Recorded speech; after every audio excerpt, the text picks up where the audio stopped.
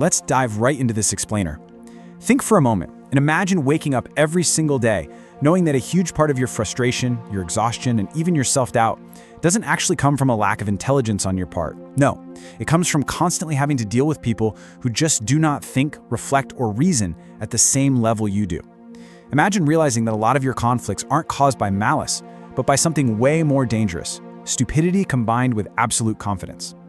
Today, we're exploring a perspective from Arthur Schopenhauer that is uncomfortable, a little provocative, but deeply, deeply liberating. And I promise you this, the final insight of this journey is going to be the most powerful of all, literally capable of changing how you see society and yourself. Schopenhauer, one of the most penetrating and, let's be honest, pessimistic philosophers of human nature, didn't think stupidity was just a lack of intelligence. For him, it was a force, a structural problem of the human condition that intelligent people absolutely must learn to recognize, navigate, and above all, survive.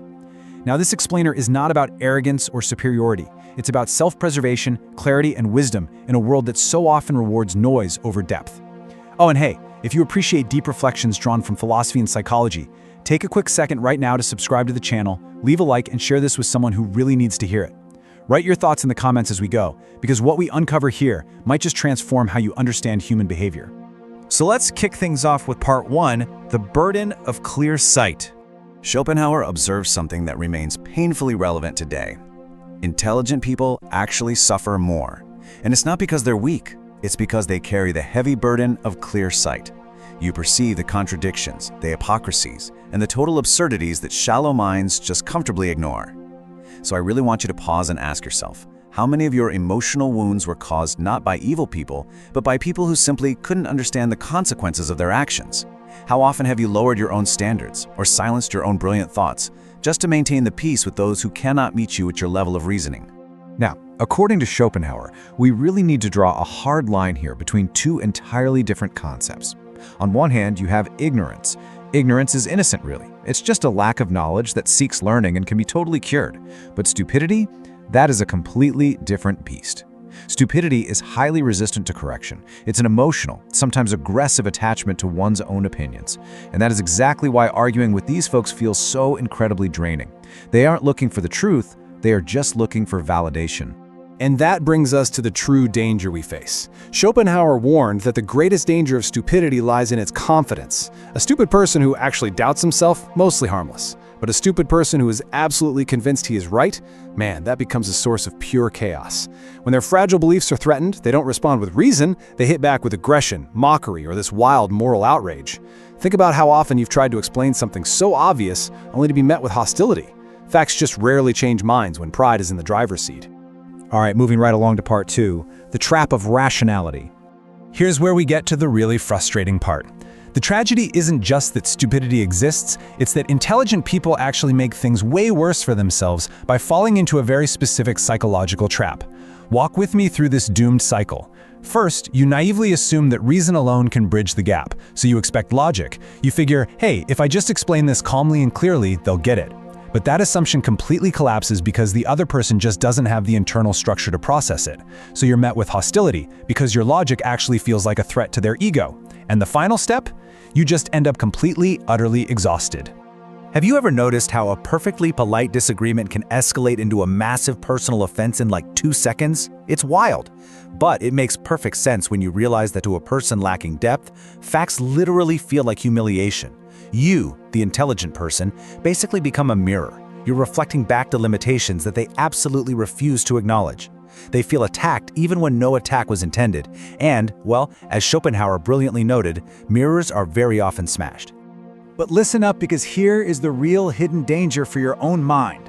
When you constantly butt heads with this kind of irrationality, you are at serious risk of developing contempt. Contempt is this internal shift where your constant disappointment turns into pure bitterness. It makes the intelligent mind reactive instead of sovereign. If you keep overestimating the rational capacity of crowds, it will slowly corrode your compassion and turn your intelligence into something deeply toxic. You tie your emotional state to their behavior and you lose your power. So how do we fix this? That brings us to part 3, the power of selective silence. If arguing just fails and contempt corrupts your mind, we have to turn to Schopenhauer's radical antidote, and that is selective withdrawal. Now, silence here is absolutely not a weakness. Actually, scratch that. It's a superpower. It's a highly strategic tool to protect your intellectual integrity. It's about consciously recognizing those unreachable minds and choosing your own peace over proving a point. You start observing instead of correcting, and by doing so, you avoid so much pointless conflict and conserve your precious energy. Let me throw a question out to you, and really think about this. How many times did you technically win an argument, but you just felt emptier afterward? How many times have you spoken the total truth, only to feel drained and alienated? Those moments aren't failures on your part. They're actually huge, flashing warning signs. They're telling you that intelligence has to be guided by discernment. Winning is a massive loss if it costs you your inner peace.